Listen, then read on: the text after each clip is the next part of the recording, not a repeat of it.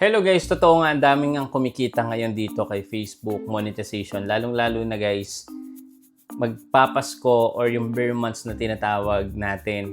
And na-experience ko to way back 2022 to 2023. Every December, nagpapa-bonus or extra bonus si Facebook. So, ito yung pagkakataon natin, paano natin magagamit yung full potential natin or ng mga video natin para kumita tayo kahit papano dito kay Facebook.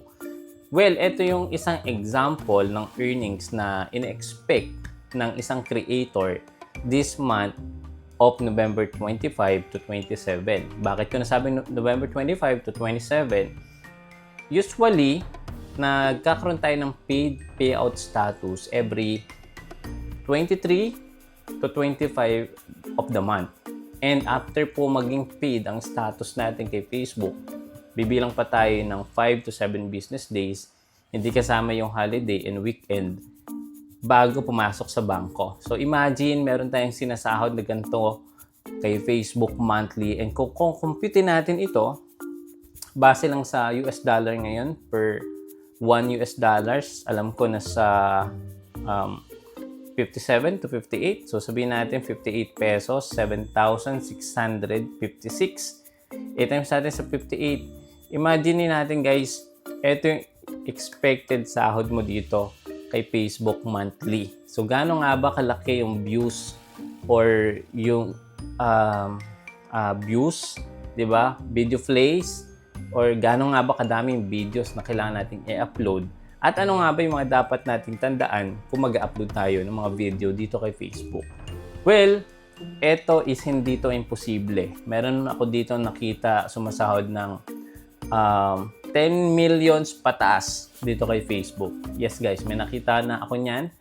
And yun nga lang, syempre, meron ding may mga sakripisyo na kailangan gawin bago mag-generate ng gano'n. Syempre, kailangan mong 10 times yung sipag, 10 times yung production, 10 times yung video shooting ng quality videos, yung pag-create ng titles, hashtag, or sa mga video marketing na tinatawag. So, kailangan yung aralin yun. So, possible talaga na mag 10 times yung earnings once talaga na pulido yung ating pagka-create ng content. So, kung pupunta tayo dito guys sa Facebook, best practices, well, basahin niyo po ito, no? And alam ko meron ito sa inyong Ads on Reels sa may upper portion. Ito yung tips, paano nga ba tayo magiging successful content creator dito kay Facebook. So, best practices for Ads on Reels on Facebook. Before, ang malaki talaga nakitaan sa ads sa in-stream ads. Pero ngayon guys, nakikita ko yung potential ng short videos ngayon. Ang dami guys naglalagay ng ads, ang dami nagpe-place ng ads sa mga short videos. So ito yung pagkakataon natin. Alam naman natin na guys na every Christmas, talagang mas maraming mga advertiser services na in-offer sa online. Which is, alam naman natin, pag magpapasko maraming pera ang mga tao dahil nga mayroon silang mga expected, di ba, mga bonus or mga incoming na pera na kailangan gastusin ng tao. So, sumasabay din yung mga advertiser, marketing, or yung mga services sa online para i-push yung mga products and services nila. So, ito naman yung pagkakataon nyo bilang isang content creator or nagkikreate ka ng mga video, short videos dito sa Ads on Reels. Sabi dito, Ads on Reels give eligible creators way to earn by placing ads directly on their public shared Facebook Reels.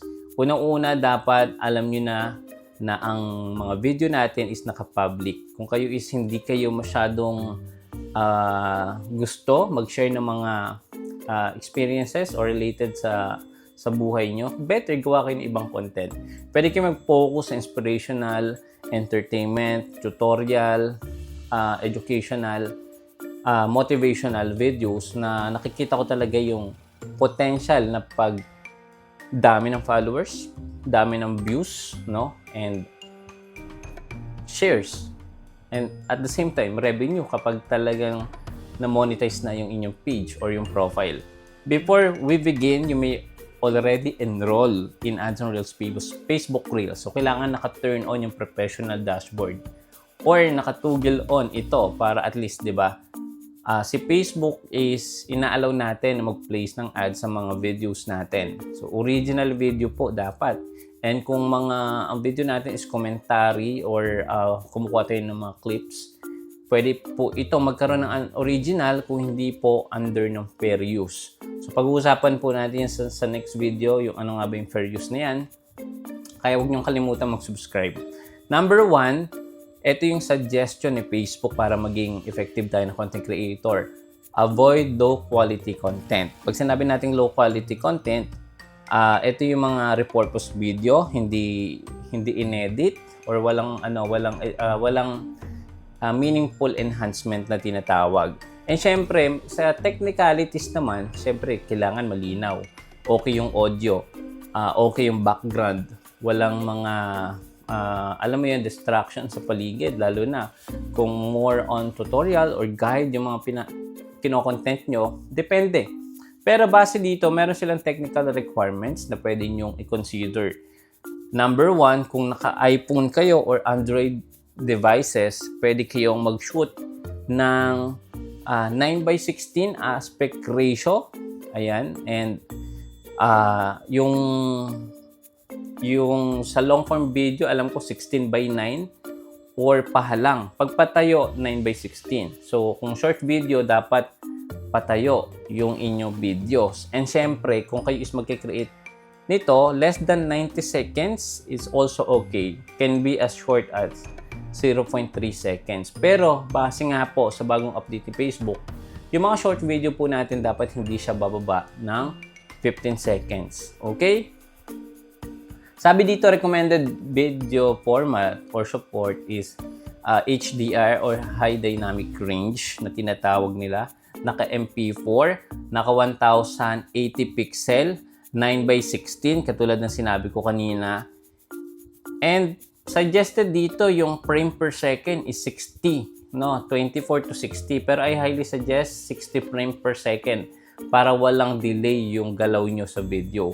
Katulad ng ginagamit natin na camera ngayon, ito is naka 16:9. So ito ina-upload ko sa YouTube. Pero kung sa Facebook ako, naka 9:16 siya. And naka 60 frame per second, 4K resolution yung gamit ko. Mobile phone lang po ito. Hindi pa to DSLR camera. Okay. Marami pang mga technicalities na kailangan natin matutunan, pero yun yung mga basic lang. Number 2, gumamit tayo ng variety of content formats. Pwede yun nga, tutorial, product education, creating a series. So, viewers come back weekly or daily. So, ito yung yung series, pwede kayong alam naman natin, sample ko lang si Malupiton, 'di ba? Meron siyang series wherein may ginagaya siya na or may mga pinupuntahan sila ng mga establishment, then nagsushoot sila. So, inaabangan ko yung mga video na gano'n. Ano kayong susunod na i-upload nila. So, nauhook tayo sa ganung klaseng content. And which is talaga naman, sobrang popular nila ngayon. Use of variety of contents.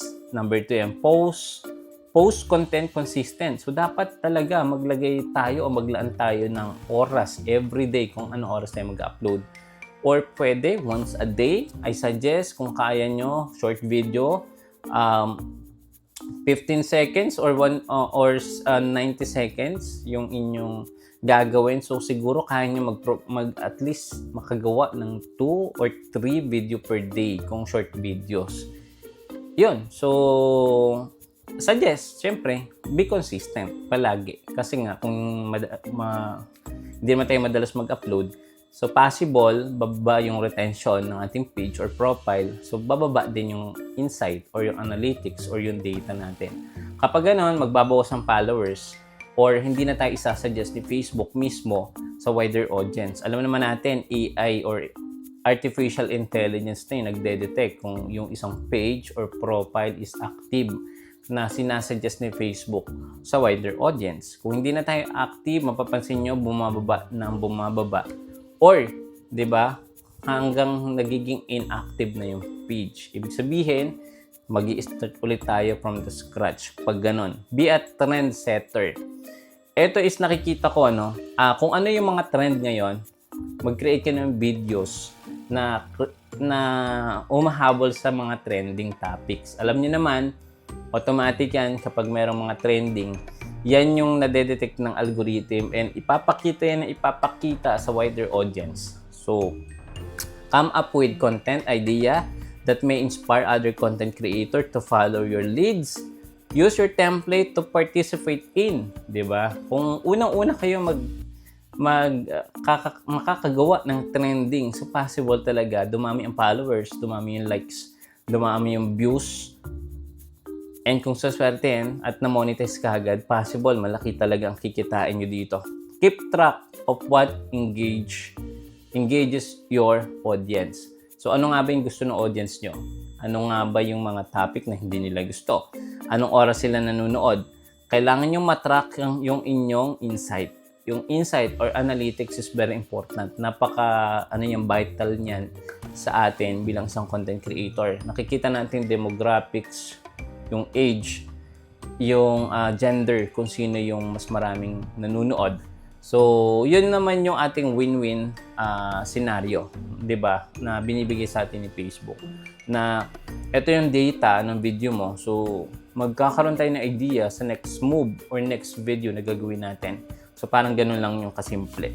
So, well, kung nagawa mo ito lahat, congratulations at pwede ka na mag-upload ng iyong short videos dito kay Facebook. Alam niyo naman, hindi lang dito kay Facebook, pwede tayong kumita gamit yung videos natin. Pwede rin po sa TikTok, 'di ba? Kahit wala pang monetization sa TikTok, pwede kayo mag-promote ng products using short videos and pwede tayong maglagay ng yellow basket. Kikita pa rin kayo doon. Pwede rin sa YouTube, 'di ba? Meron na din silang short video monetization.